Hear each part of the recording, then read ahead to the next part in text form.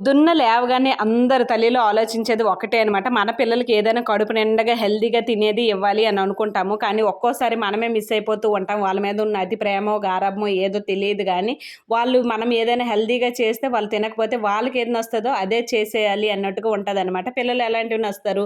మ్యాగీలు, బర్గర్‌లు ఇలాంటివైతే ఇష్టం. కానీ మనం మాత్రం వాళ్ళకి ఎలాగో నచ్చే విధంగా ఏదో ఒక ఫుడ్ అయితే తయారు చేయాలి.